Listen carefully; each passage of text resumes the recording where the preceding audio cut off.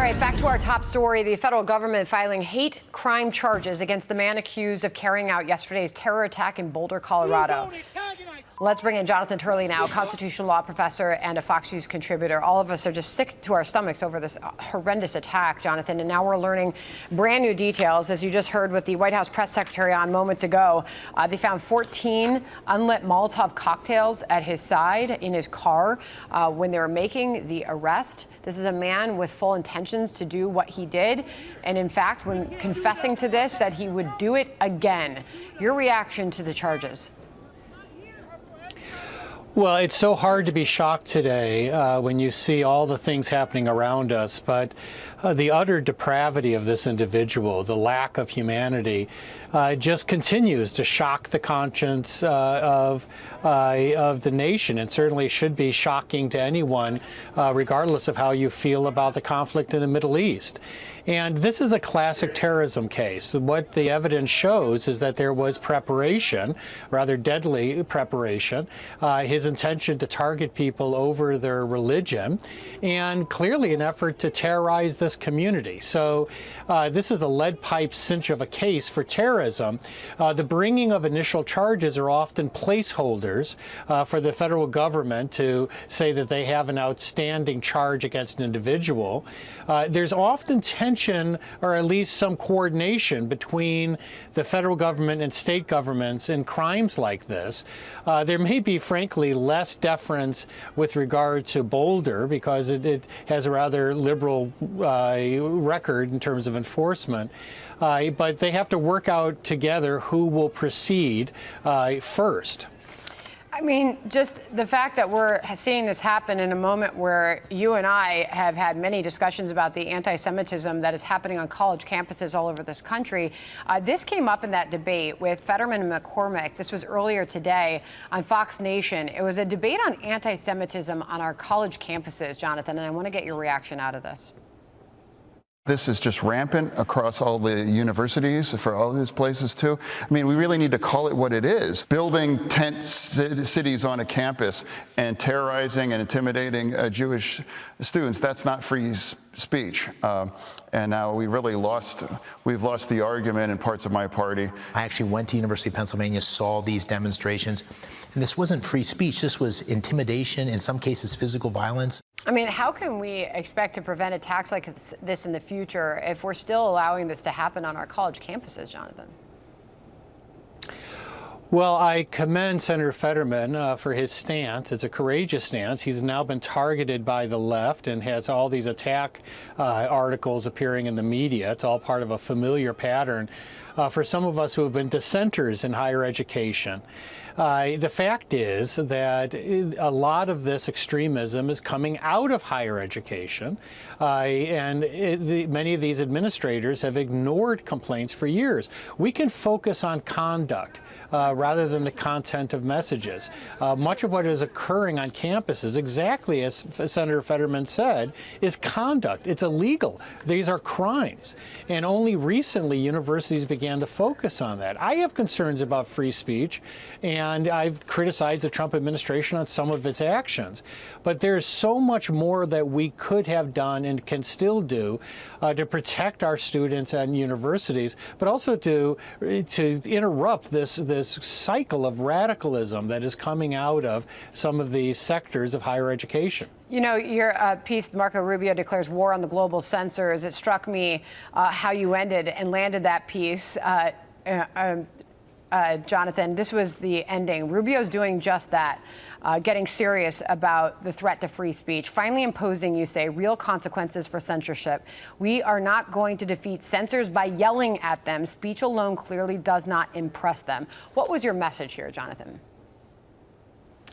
Well, this has been overlooked by many in the media, but Secretary Rubio said that he would deny entry to some of these people who have been taking their censorship programs global, particularly in Europe, where the EU is threatening companies like X that they need to resume censorship of American citizens, even threatening Musk for interviewing Trump before the election.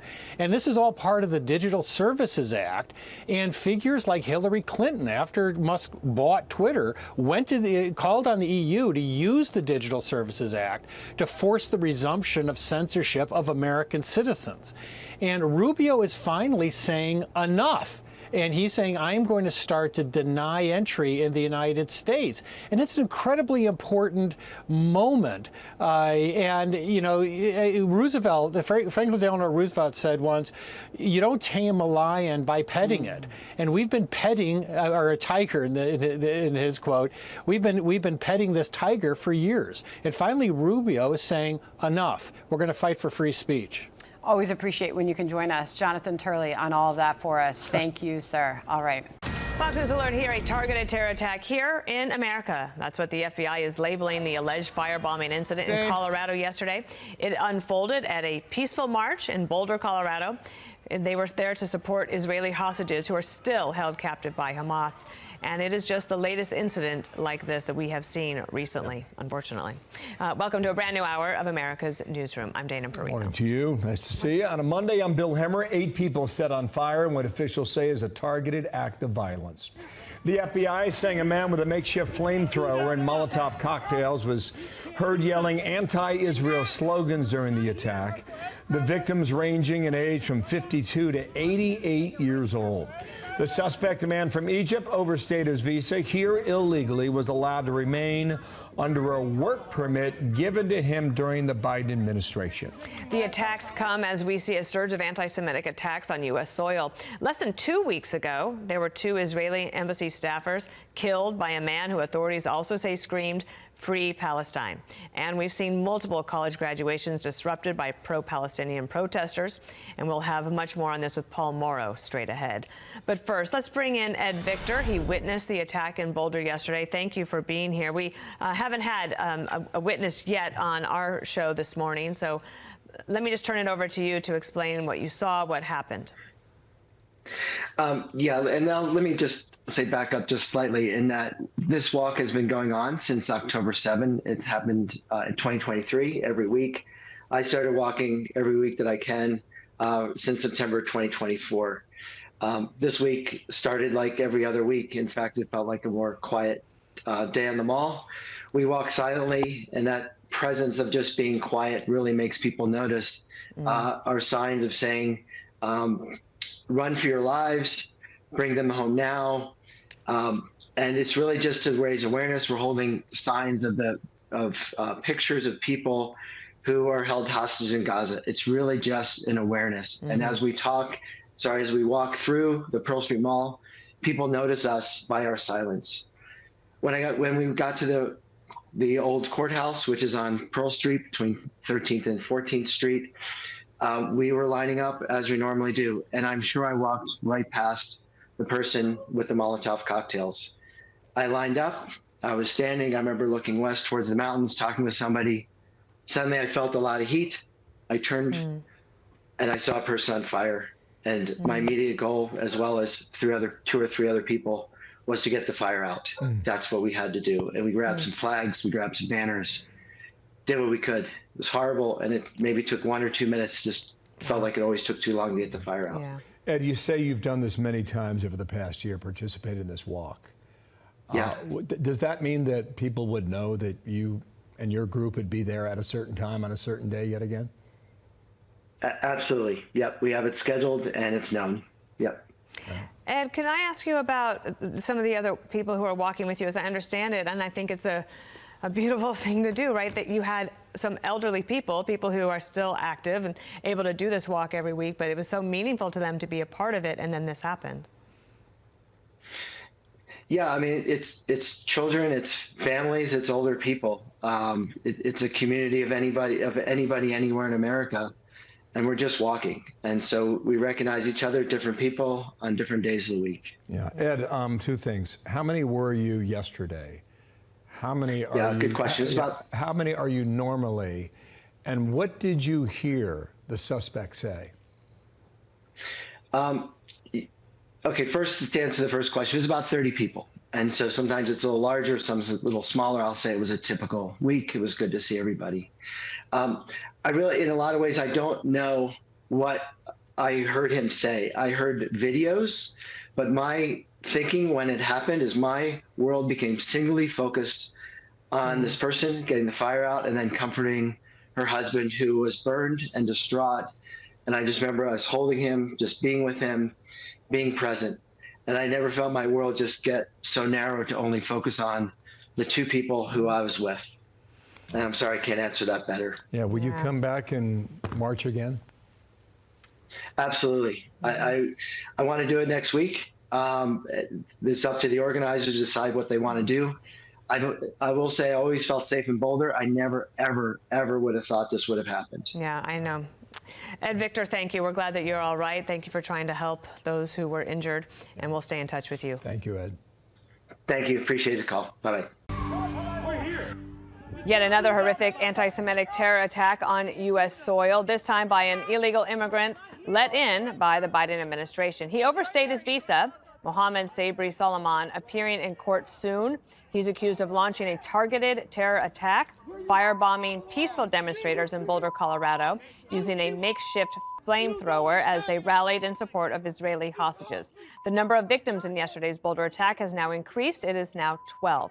Thankfully, no one has died, but the injuries are terrible. And according to the FBI, the attackers shouted "Free Palestine" during the assault. We can't do nothing. We can! Not here. We have to end Zionists! Not here, bro. You're not. Video right now. And the Trump Justice Department charging the suspect with a federal hate crime, and that's on top of 16 counts of attempted murder and other charges. The White House is now vowing a crackdown on those who abuse the visa system as well. After coming to this country under Joe Biden's administration, he is lighting Jewish people on fire who were simply trying to peacefully pay respect to the hostages in Israel. I would remind anyone here who is on a visa like this individual in Boulder, Colorado, came to our country. It is a privilege, not a right, to enter the United States of America. And we are not going to allow people who are pushing anti-American values and especially engaging in acts of violence to remain in our country. Your visa will be revoked and you will be deported. The FBI immediately labeling it as a targeted terror attack, but some guests on CNN, including a former FBI deputy director, taking issue with that characterization. The local authorities are saying one thing, and the FBI is saying something slightly different. Yeah, that's never a great start. He is really being very, very careful, and I think that's the right approach at this point. They don't have a clear idea. It makes law enforcement look disorganized, and it makes the FBI look so juvenile. Like, why are you getting ahead of the police chief?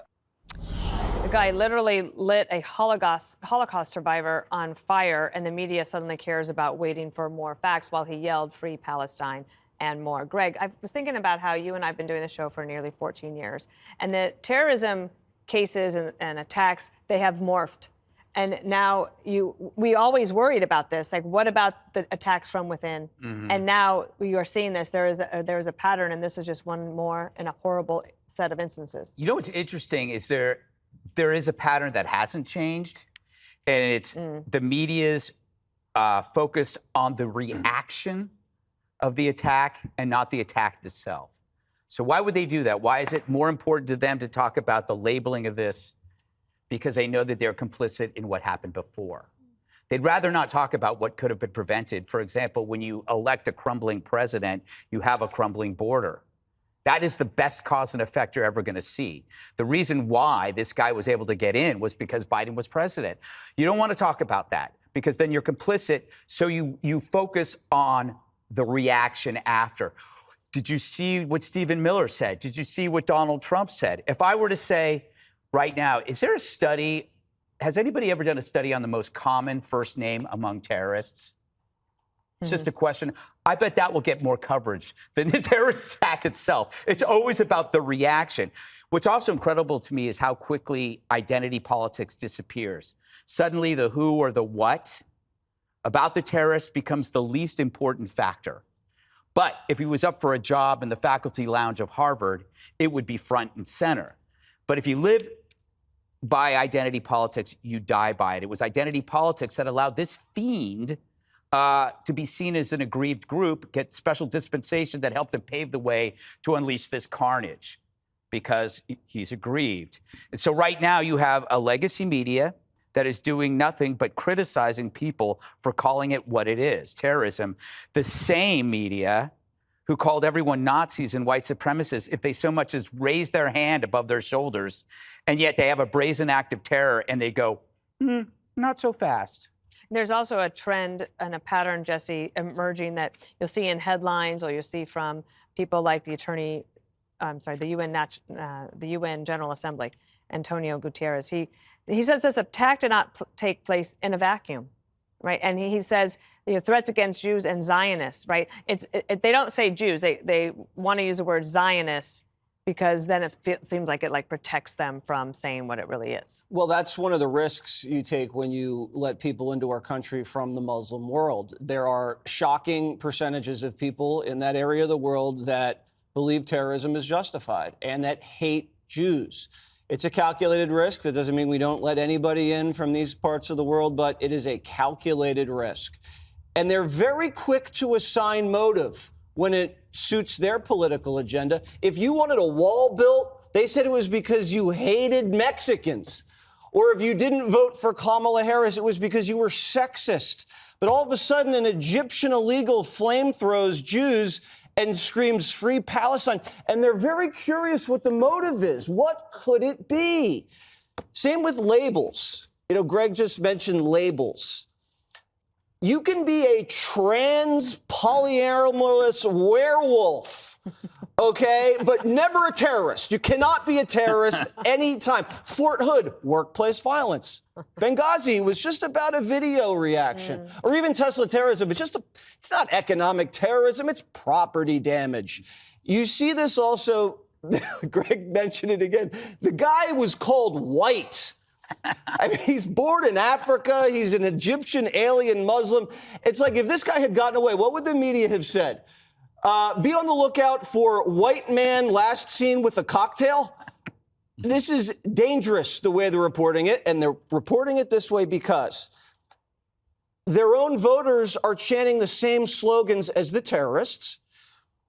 The border policy is dangerous. And now Jake Tapper's even admitting that Joe Biden has caused the border crisis. And it's also because they are afraid to alienate the Hamas wing of their party. The Hamas wing of their party is very powerful, very influential, has a lot of money, and has a lot of energy on the ground, and they don't want to do anything to upset that. It also, reality is intruding on their storyline. Their storyline is that they're the party of love and Donald Trump's the party of hate. And you can have a slew of hate crimes. And we've seen them. They're burning down the homes of governors. They're executing Jews on the street of D.C. and now this. And they just have to 86 it because it's not good for their political power. Don't use 86. No, I'm sorry. No, don't want them, who to call you. Emily, these protesters every Sunday since October 7th of 2023 have met peacefully and they walk silently on Sundays in Boulder. And it's to raise awareness and try to make sure that they have their message out every week that there's a demand to bring all of the hostages home. So this guy knew about that, right? And he's there, he's prepared, he's got a weapon. And what you have is this weaponization of anti-Semitism going from, an ideology on campus, or earlier, I would say, than campus. And now it's an actual terrorist movement inside our borders. So how does law enforcement try to tackle that while also respecting the Constitution, of course? Well, the first step is what they did, which was call it what it is immediately. And yet to have the mainstream media label it as juvenile, to your point, not only is it sweeping across this terrorist allied movement, is sweeping across our borders. Last Sunday, I was 50 kilometers from Auschwitz. I had just gotten back from touring it, and I was sitting at a restaurant in Krakow, Poland. And what walks by? A pro-Hamas demonstration. 50 kilometers from Auschwitz, and that is allowed. And people in the cafe I was sitting at started clapping. And I admit that I jumped up and started shouting and yelling at these people who were somehow able to shout terrible things, being so anti-Semitic. That's what it is. It's pro-Hamas and it's anti-Semitic. And for people to parse the language and say it's anti-Zionism does not throw Molotov cocktails. Anti-Zionism does not result in 893% increase in anti-Semitic attacks over the last decade. So for the FBI to call it what it is the first step. And for the mainstream media to decry it as juvenile, I think should be absolutely extinguished, just like this movement. And I point out that this guy was just a visa overstay. What about the 250 plus terrorists on the watch list that also enjoyed coming over the southern border under Biden's watch? This guy planned this attack for a year, he said. For a year. He wanted to wait till his daughter graduated before setting women on fire. The kind of women that the mainstream media doesn't care about because they only care about trans women. So he got to enjoy his daughter's graduation, having zero thought for these victims, the Holocaust survivor who might not get to enjoy any future graduations. Final quick point. According to the publishings, his date of birth is December 1979. That makes him younger than I am. I call no way that's a fake ID. All right. Harold, we had a eyewitness on the newsroom today. He was one of the protesters. He has joined, and I asked him, do you think you'll continue? And he said, absolutely. And Danielle Pletka over at American Enterprise Institute, she said that the most important thing right now is that we think about the again and never again, and that it requires a movement as strong as the haters, and she encourages them to get to work. I hope they don't capitulate, certainly in the face of this. Good to be back around the table. Hope everyone had a good weekend. It was definitely a terrorist attack. As you mentioned, Dana, you invoked the UN General Assembly. Their definition of it is criminal acts. These terrorist acts are criminal acts intended or calculated to provoke a state of terror in the general public, a group of persons, or a particular person. That's clearly what this was, too. We have too long of a history of people believing for some tragic reason that they can act violently to express their opinions. I have no allegiance to any of the opinions this guy shared as it relates to Israel. However, he has every right to express it. What he does not have the right to do is to be violent. And I would hope one of the things, we've talked a lot about AI and the good and bad of it. Every time there's a school shooting or something violent, we always, Emily, and you being a lawyer, the law enforcement is always able to look back and say, there was a sign, there was something that we saw on social media. I don't think the things that President Trump and his team are trying to do with probing the social media of some students wanting to come to America to find out if they're violent or they have proclivities for things. We should use AI with law enforcement officials around the country. There should be better collaboration. It was the most disappointing thing to me in this was not to see the local police and the FBI be able to agree on what the act was. Hopefully, they can have better collaboration going forward. But we should run a list of all of these people whom are here illegally now, use AI as a tool to help us understand, have they said things, done things, align with people, organizations, and make them more dangerous? Those are the people whom also, as Mr. Homan has said, we want to get the criminals out first with their deportation policy. These are the very people we should be getting out as well. I'm sure, I hope I'm wrong, but I wouldn't be surprised if over the next few days we learn more about this guy and maybe learn that there were signs, there were signals, there were things we just missed. I would hope that, as a fly in here, I would hope that that the FBI would try to collaborate more with local law enforcement to figure out, because the local law enforcement has more of this information more readily available to figure out who's aligning with bad groups, who's aligning with violent groups to ensure or to try our hardest to prevent these things in the future. All right, we're going to try to get rid of the fly that is in this studio, and I think Emily's going to get it in the commercial break. This is the challenge. All right. The suspect said not only free Palestine yesterday, but he said in Israel. I mean, the state charges are one thing, but federal terrorism charges are probably going to happen as well. Meanwhile, you have CNN saying, you had some of their analysts and then Andrew McCabe getting on air as this is happening saying, why is the FBI saying there are terrorism charges here? Why are they saying it's an act of terror? Well, the guy clearly said that he was targeting a certain group. He wanted to end the Jewish state. This is why they are saying, not only did the FBI say this, but the AG has said this, the governor has said it as well. And many people are wondering, when are we going to put an end to this? The same thing that he's saying, people are saying out on the streets, on college campuses, every single day. Yeah, the Israeli ambassador to the UN, Danny Danon, says this is not a political protester. This is a terrorist. You had one witness, Alex Osante. He was eating lunch inside and he heard the screams outside, so he went out to help the victims. He said the attacker was vicious and aggressive with his Molotov cocktail weapons, but it seemed like a couple of others were actually on his side, arguing for him, which didn't make sense.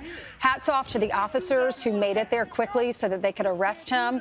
Dan Bongino, Dan Bongino, the FBI number 2 there, said the leadership team is there on the ground with the FBI. The National Counterterrorism Center is there, according to Tulsi Gabbard, and local law enforcement is also investigating. But here's the thing. Here illegally. Asked for asylum during the Biden years. They said no, but they kicked it out. Then somehow he gets a work visa to stay.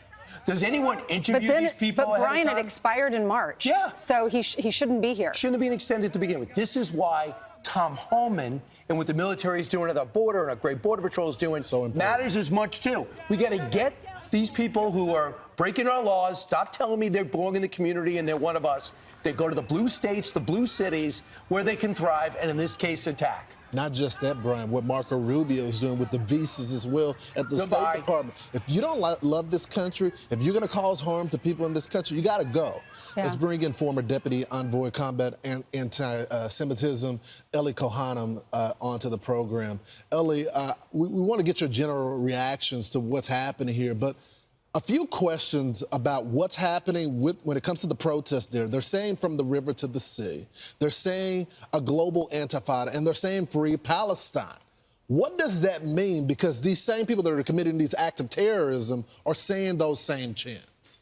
Lawrence, that's an excellent question, and I think that this latest heinous terror attack against Jewish Americans by this foreign national who burned Jews alive yesterday has to be a wake-up call for every American. I call upon all Americans to now stand up with your Jewish neighbors and friends and say enough is enough. We need to face the facts that this so-called Free Palestine movement is in fact a pro-terror movement, and we need to draw the line in the sand. There can be no longer any tolerance for this movement, which has left two Jews dead in the last 10 days. And now again, a Jew, a Holocaust survivor, is burned alive on American soil. This is just not America. This is not our values. And to that point, you know, as you just mentioned, Mohamed Soliman, the perpetrator, is an Egyptian national. He was let into our country by the Biden administration. And so the Biden administration's failed immigration policies are not victimless. In this case, it is Jewish Americans who are the victims. But let me remind everything, the hatred that starts with the Jews never ends with the Jews. And so truly all Americans are potential victims for these failed immigration policies. Ellie, I've interviewed the lawyers for the hostage families. They have got a direct line between Iran, the Hamas, and these college kids on campus who are a lot of times in their late 20s and 30s. Like Mahmoud Khalil is 30 and graduated from graduate school. They don't belong here. What are you doing? Number two is this has got to be unwound. We can't just say, oh, this crazy guy came to New York, did something, came to D.C., or blew up Josh Shapiro's house and then just burned somebody alive in Boulder, Colorado. These are just crazy people. There is direct links. That's right. And we're good at doing that. Ever since Al-Qaeda and 9/11, we've pulled back on that. But we got to get back to that right now and start identifying the direct line to Gaza and Iran. Exactly right, Brian. And look, this is part of what the Trump administration is doing in the short time that President Trump and the admin is now back in office. So what you're pointing to, Brian, is indeed the links between what's happening here on U.S. soil and foreign countries like the Islamic Republic of Iran. Look, under Biden, the DNI at that time Avril Lavigne came on the air and said that Iran was in fact funding some of the pro-terror, pro-Hamas movement on our campuses, and that perhaps unbeknownst to our American students, they were actually in touch with Iranian agents. So yes, this is absolutely correct that we've got foreign countries that are funding, perhaps organizing some of this activity. Hostages that. Yes. They told him that in the tunnels. That's While right. they're being held, he says, we have links and we have supporters in American campuses. They told us that. Yeah. Ellie, what's so disturbing about this is they were protesting. This group is called Run for Their Lives because that's what the hostages were trying to do. And they meet weekly to have these marches. They run and they walk, the organizers and participants do. And they meet there in Boulder, Colorado, just to support getting these hostages out so that they can come home. And I thought last night when I was watching this breaking news, if I wanted to go to one of these marches, I might think twice now because I'm worried about copycats. Well, that's exactly right. And that Ainsley, is what terrorism is. What terrorism does is that it aims to silence good people. It aims to scare all Americans from speaking up against this kind of hatred, for trying to bring attention to the plight of the hostages, which this group of Jewish Americans was doing yesterday. But look, we cannot let the terrorists win. We cannot let these foreign nationals who come onto our soil silence Americans and try to somehow impact our values. So we all need to stand with the Trump administration as they seek to deport the foreign nationals who are here illegally. We need the sanctuary city governors and mayors to wake up. This is a wake-up call, and stop these policies, because these policies are not victimless. Again, yesterday it was Jewish Americans. Tomorrow it can be anyone. Anyone in this country could be targeted by these illegals who are here. So I would say these Democrats have to just get out of the way and let the Trump administration succeed in the policies that they're trying to put forward. Or use this as an opportunity to combine with the Trump administration. Chuck Schumer, Jared Polis, Governor Shapiro. So how about a press conference with Trump officials saying, we got to stop this, right? Well, what would be the problem about doing that? Well, yeah, I mean, that would be great if we could be bipartisan and really face the facts that anti-Semitism, standing up to anti-Semitism should be bipartisan. I grew up in this country. I remember when that was the case. I remember when Democrats could stand up with the Jewish community and could stand with Israel. It's really sad to see how the Democrats have devolved to where they are today. So I'm with you, Brian. I also would welcome Chuck Schumer to stand with President Trump and stand up against anti-Semitism. We don't need any more tweets from Chuck Schumer. We don't need him. We don't need him to write books. Exactly. We don't need prayers. We need action from these Democrats. And the first thing they can do is stop their sanctuary city policies. And the second would be the college campuses. Exactly right. Thank you so much. And Ilhan Omar, if she would stand with Chuck Schumer and President Trump. She's a lost This is cause. terrorist. This is violent. This is so violent. Someone was burned alive in America at a protest. By the way, Umbrella. Thank you, Ellie, for joining the program. Thank you, Ellie. Yeah, thank you. I'm Steve Ducey. I'm Brian Kilmeade. And I'm Ainsley Earhart. And click here to subscribe to the Fox News YouTube page to catch our hottest interviews and most compelling analysis. As a result of these preliminary facts, it is clear that this is a targeted act of violence, and the FBI is investigating this as an act of terrorism. Sadly, attacks like this are becoming too common across the country. This is an example of how perpetrators of violence continue to threaten communities across our nation. So that was a big story Sunday afternoon, just watching the FBI in Boulder, Colorado, as they begin their investigation. I want to come over here and just show you the recent anti-Israeli, anti-Semitic incidents in the United States. Just going over the past 45 days, these are significant too. Back in mid-April, this is when the governor of Pennsylvania, Josh Shapiro, who is Jewish, it was well known that he was Jewish, the governor's mansion was firebombed, and the suspect called 911 with references to Free Palestine. Then you had this horrific incident in Washington, D.C. about 10 days ago. This is when the 2 Israeli embassy staffers were shot in cold blood outside the Jewish Museum. After an event had taken place there, they walk out into the evening hours on that sidewalk, and they get murdered in cold blood. Then you've got this from yesterday, June 1st. Again, you had that Egyptian illegal immigrant chanting Free Palestine, among other things, apparently, during this incident in Boulder. Let me change the screen here for a moment. I'm going to show you the acts of anti-Semitism in the U.S., all right? You're at 9,354, all right, for 2024. For 2023, you're at 8,873. And you look at this increase over the past 10 years or so, what sticks out? I mean, almost a 900% increase over the last 10 years. But these two bar graphs really stand out because in 2023 is when October 7th happened in southern Israel. And just over this span of time here, The number of incidents have surged in America, and we're really checking that out there toward the end. Paul Morrow's with us. He was on the air all day yesterday afternoon, taking us through the incidents in Colorado. And Paul, good morning to you. We've talked to a lot of people today. We had an eyewitness on last hour. He says, we go every time for this march. We walk in silence, and people know when we're going to be there. Yeah, and you know, that's a callback to me to the terrible incident we had in Washington, D.C., coming out of the museum, Jewish museum, where the two kids were gunned down by allegedly this perpetrator from Chicago, because in that instance, it shows you just where the Jewish community is right now in this country. The person who arranged the event in D.C. articulates that in order to hold that event, they had to send out the invitations encrypted. They had to keep the location secret until the last moment. They did a bunch of prophylactic things. They had a guard in the lobby out front, and yet look what still happened, because at the end of the day, if somebody is that committed, it's very, very hard to keep a public event like this secure. Investigators were asked whether he was part of a larger group. Watch here. Is there any information that could indicate that this individual that is in custody is linked to a greater network or any particular group? Not at this time. The subject is in custody, but this will be a thorough and complete investigation. From everything we know in the witness briefings and interviews that we've done at this point, we do not believe that there is an additional suspect at large.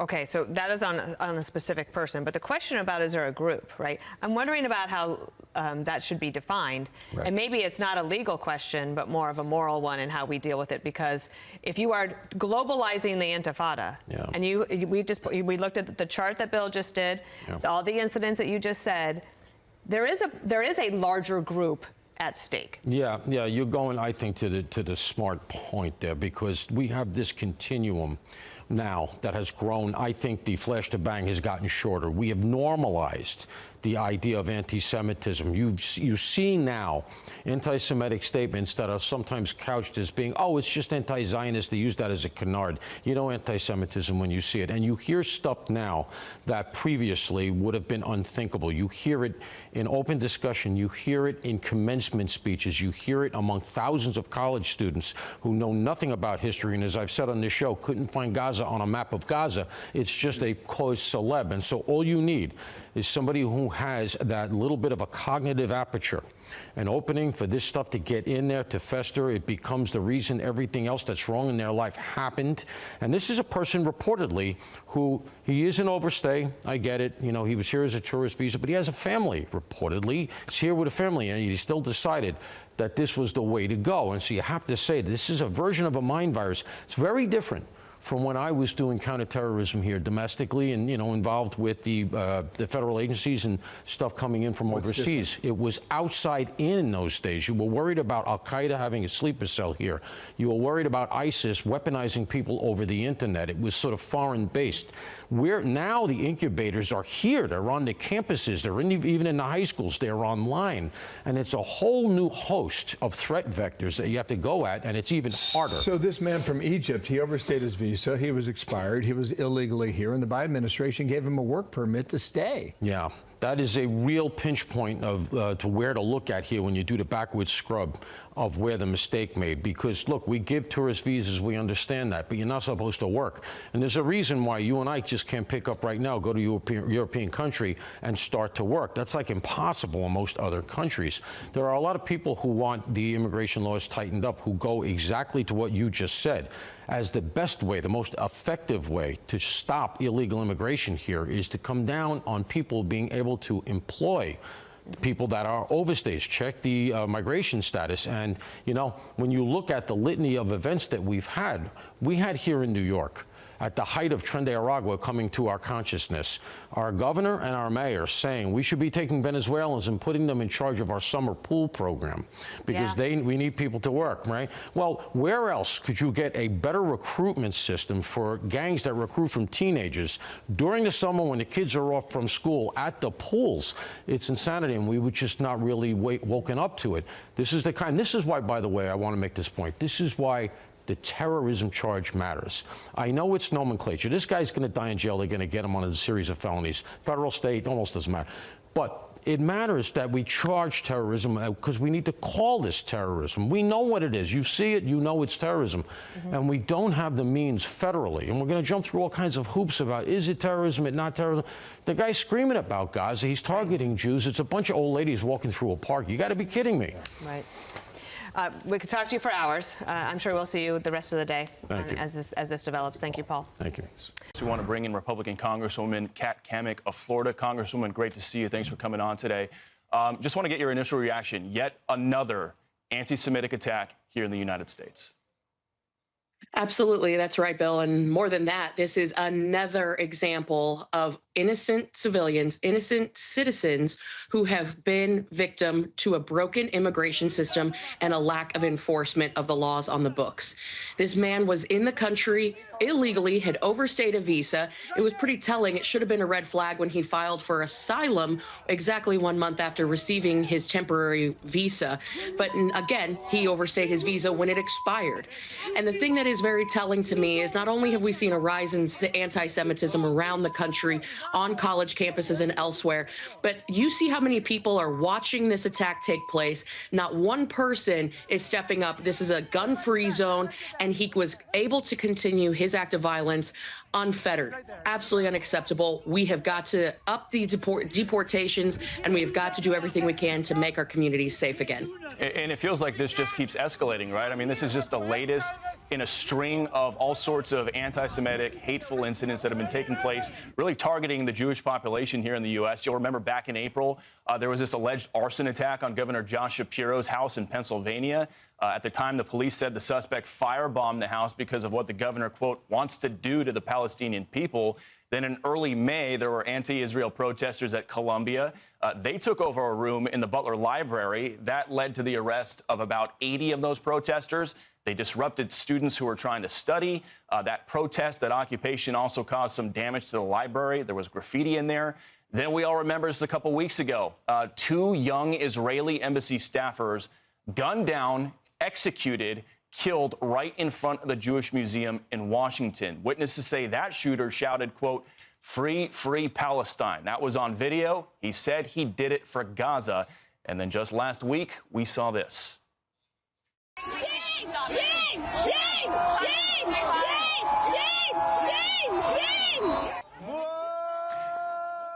Jewish students at MIT storming out of their own graduation ceremony after their class president accused the university of aiding Israel's genocide.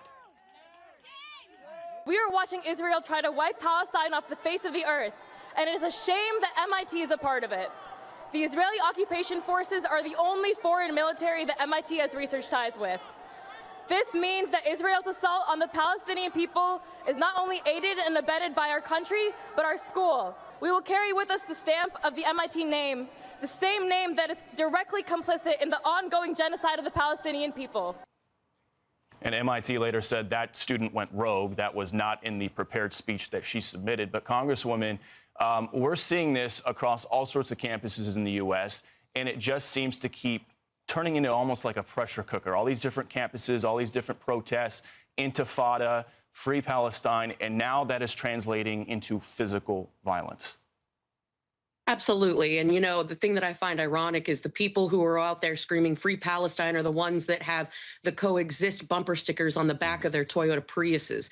This is absolutely unacceptable. Zero tolerance is the only answer.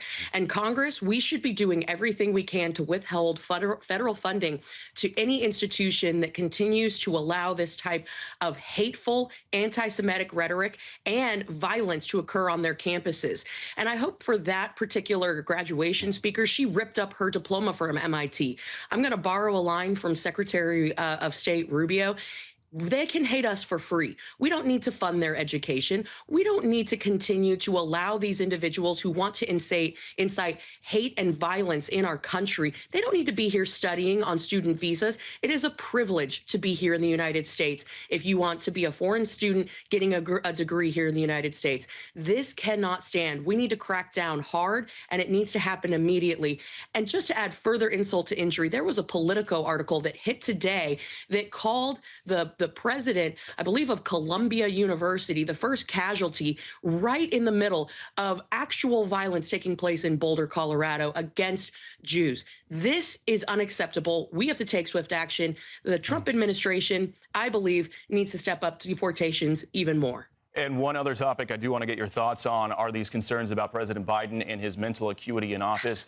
Republicans certainly not slowing down when it comes to their pursuit of answers on the former president's mental decline and the alleged cover-up of it. GOP lawmakers say this is a very, very serious issue. Who was signing those, who was in charge when this was happening? It's becoming very obvious from whistleblowers right now that it was not Joe Biden. So we need to know, the American people need to know who was making decisions over those last 4 years, who had access to that auto pen, and who was signing this legislation, because that's an actual crime. I think that the Trump administration could get them thrown out in court, and then Trump would be able to execute his agenda a whole lot easier. Now, last week, 4 former Biden aides and his former White House doctor all just essentially blew off the House Oversight Committee's deadline to agree to interviews. Committee Chair James Comer says he will issue subpoenas to compel their cooperation. So my question for you is, your colleague, Congressman Comer, he's suggesting that if it's determined that these auto pens were used and there were other people signing these orders and it wasn't President Biden himself, that those auto pen orders can essentially be thrown out. Is that something you guys are going to pursue? Absolutely. And again, I always look back to those very aggressive in-your-face tweets that the Biden administration and members of that administration used to put out on repeat. No one is above the law, yet they decide that they're going to not show up for a congressional hearing. They don't want to answer to the American people about some real serious concerns that we have about not only Biden's cognitive decline, but who was actually making decisions on his behalf. No one seems to have those answers. And to sell the American people on the notion that not only was he of sound mind and sharp as a tack, but that he was not being tested, that his cancer diagnosis came as a shock. No one wants to undergo, no one is wishing him ill health, certainly no. But we should have been made a prize to that situation. This is absolutely cover up. There needs to be consequences. The American people deserve accountability. This cannot stand. Yeah, and since it sounds like those aides have no interest in talking right now, we will stay tuned as those subpoenas start going out. Congresswoman Kamik, absolutely. Great to see you. Thanks for coming on today. Appreciate you. Have a good one. You too. All right. For more on this, let's bring in Jonathan Greenblatt, Anti-Defamation League CEO and National Director. Please do give us your top-line thoughts after this horrific weekend. Well, look, first of all, our hearts go out to the victims. I hope that they are recuperating and that they make a swift recovery. But I got to admit, I am angry. I am angry that we are still dealing with this.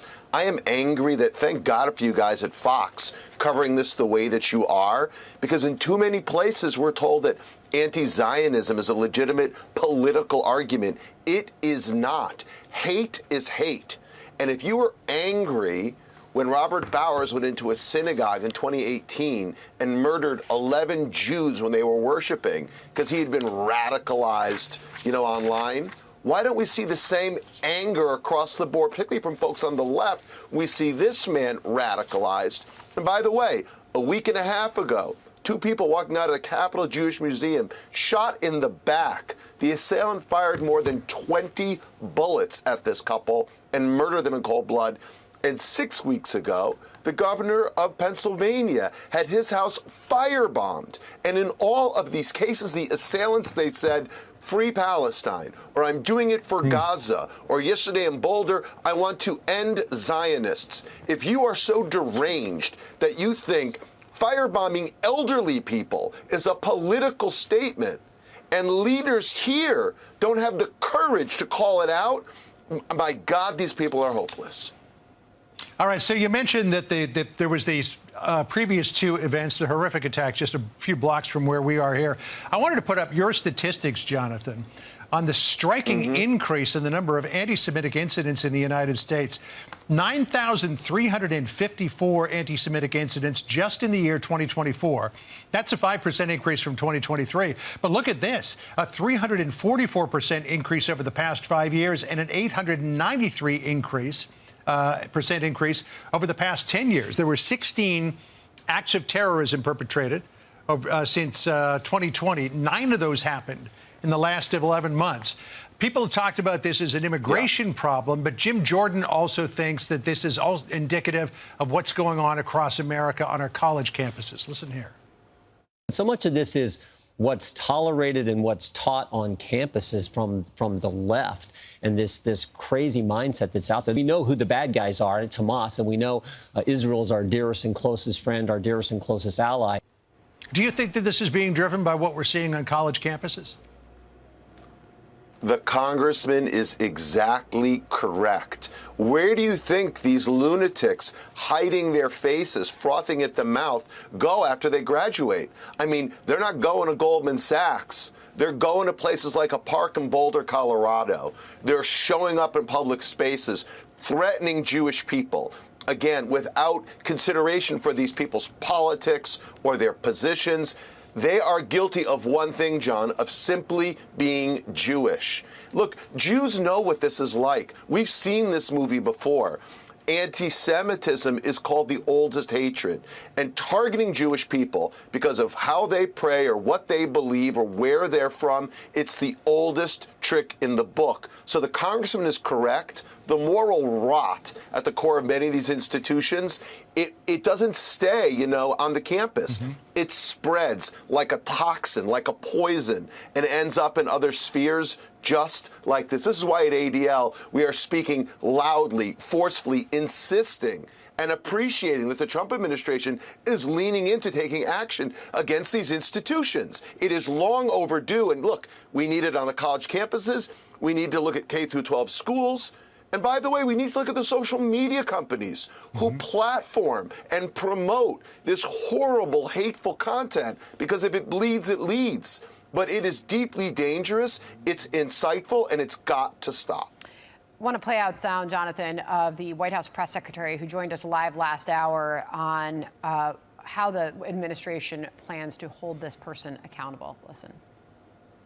He is lighting Jewish people on fire who were simply trying to peacefully pay respect to the hostages in Israel. This absolutely is an act of targeted terrorism. The FBI and the Department of Justice are investigating it as such, and the president is going to ensure that this individual is held to the fullest extent of the law.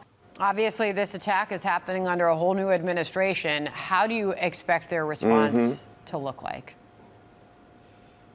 Well, look, we've seen the president, we've seen AG Bondi, we've seen FBI Director Cash take a strong position on these kinds of acts. And Caroline's right, this is domestic terror. This is an act intended to engender fear, intended to promote insecurity. The man said he planned it for a year. He had 14 Molotov cocktails on him that he hadn't even had a chance yet to use. I mean, this is a deranged individual, but we need to demonstrate deterrence. And look, I think this is not only a violation of these Jewish people's physical security, it's a violation of their civil rights. Right? Freedom of assembly is guaranteed in our Constitution and under the First Amendment. So I applaud DOJ for taking a tough stance. And what I really want is whether it's social media influencers on Twitch and YouTube like Hassan Piker, or other kind of promoters of hate on YouTube and TikTok like Guy Christensen, or like, these speakers at these graduations. It just happened the other day at MIT, spreading blood libels about the Jewish people or the Jewish state. It creates the conditions in which this kind of act is happening with increasing frequency. We've got to stop it once and for all. I hope the Trump administration will do just that. Well, the fact that this person spent more than a year planning this, if one of his victims happens to die, it certainly is going to change the entire context of the charges that he is facing. So we mentioned that this is a two-pronged issue. This is, you believe, and many people believe, I don't want to say born out of what's going on at the colleges, but maybe completely influenced by it. But it's also an immigration problem because let's check this person's immigration status. Let's put up his timeline. So he came in here to the country August 27, 2022 on a tourist visa. He filed for asylum about 4 months later in September. His authorization to stay on his tourist visa expired February 26, 2023. But somehow he managed to get a work visa about a month later. Does that suggest to you, Jonathan, that nobody really did a deep dive into this person's background? Because, anybody who I've ever talked to about perpetrators of acts like this say it didn't just happen overnight, that it had been brewing for a long time. Yeah, we've seen this kind of radicalization before. I don't understand, like when you apply for these things, they should be looking at your social media background. They should be understanding if you're a threat to society. So you got me how this guy ever could have qualified. I mean, it's really pretty astonishing. And I don't think there's a case to be made why someone like this who would murder people in cold blood should be here. Carolyn Levitt had it right before. Being in America isn't a right, it's a privilege. And it's a privilege that you should lose if you violate our laws and if you shred our norms. And, again, I'm really angry today. I'm angry that I continue to see Jewish people terrorized for, again, walking around in a peaceful protest to remember 58 hostages being held in Gaza. Like, there's nothing even political about that. This is a walk of peace, and this man violated the norms. He doesn't deserve to be here. We need strong action taken. It's just time. This is going to happen again. Here's the thing. Unless we act now and demonstrate deterrence, this will repeat again and again and again. And that's what I'm really worried about. Jonathan, appreciate you joining us today. I wish it was under better circumstances. We appreciate your time. Look, thanks for covering it, guys. I appreciate it. The suspect has been apprehended. I'm confident he'll be prosecuted to the full extent of the law. At this point, we have no reason or information that there was any type of extended conspiracy, although that investigation continues.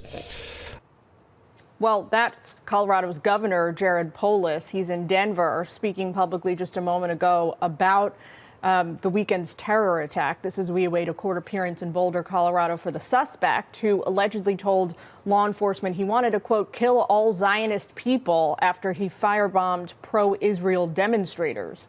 The 8 victims range in age from 52 to 88 years old. Let's bring in Fox News legal editor Carrie Arbon. She worked in the DOJ as a counselor to former Attorney General Bill Barr, so the perfect guest on this topic. Carrie, the suspect is charged with crimes against at-risk adults and the elderly, murder in the first degree, a whole host of charges within that. Is this the right track for prosecutors, you think? Are those the right charges? Yeah, I thought it was especially good that DOJ came out as quickly as they did and charged him at the federal level with a hate crime. And Jillian, here's why. One, it sends a message. This is hate. This is not about someone who used violence to, quote, settle differences, as the Attorney General in Colorado said. This is about hate and eliminating a people group entirely. So symbolically, that was smart. But here's why practically it was especially smart. Hate crimes, to charge a hate crime, the definition of that is to inflict bodily harm against someone you're targeting them because of their race or religion. Normally that carries up to 10 years in prison. It's a sentencing enhancement. However, if that harm includes an attempt to kill, it can carry life.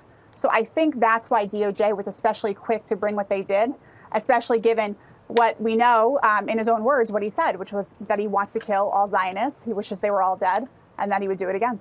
Pretty clear messaging.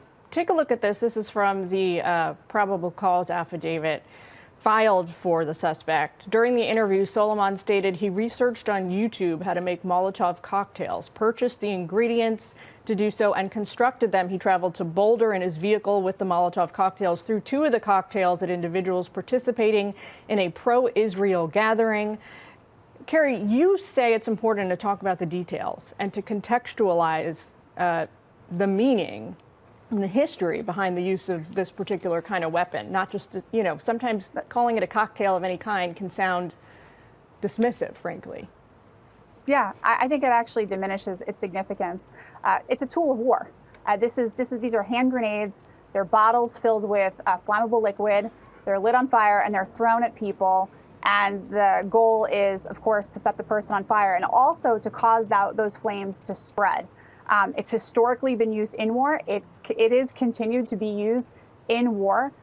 And I think it's actually fitting in some ways, Jillian, that this is what he used to attack these innocent people who were just calling for the release of the hostages. You know, Free Palestine, I think we need to be very clear about this. Free Palestine is code for eradicate Israel. Eradicate Israel is code for eliminate Jews. So this is, not just a difference about foreign policy and someone who used violence when they shouldn't have. This is about a war on a particular people group, and it's happening here in the United States, and it's incredibly disturbing. To go back to your point for a moment on Molotov cocktails, I've interviewed Russian dissidents before who were attacked by pro-government forces, pro-Kremlin forces with this particular weapon. I mean, people suffer horribly. They die terrible deaths sometimes from using these, and it's something that anyone with access to, the internet can kind of concoct at home on their own. It seems like now would be the time to come down particularly hard on somebody using that kind of a weapon on elderly civilians in the United States. Yeah, that's right. And that's why I'm curious to see if the Department of Justice ends up bringing some kind of terrorism charge as well. I mean, clearly this is designed to intimidate a civilian group. That's part of the definition of domestic terrorism.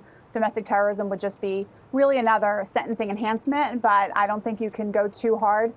I'm sorry, you can't go hard enough on this person in light of what's happening.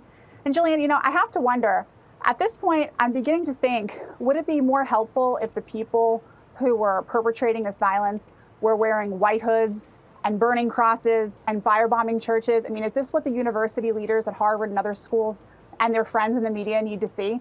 Because I don't see a difference. And I think it's very smart and good that the FBI director and his deputy director came out immediately and said this has been an act of terror, because that's what it is. And it's quite, like I said earlier, disturbing that it's happening here on our soil. All right, well, Carrie, kind of a difficult topic to talk about, but thank you for taking time with us. Learn a lot from your legal expertise, as always. Thanks, Jillian. Hey, Sean Hannity here. Hey, click here to subscribe to Fox News YouTube page and catch our hottest interviews and most compelling analysis. You will not get it anywhere else.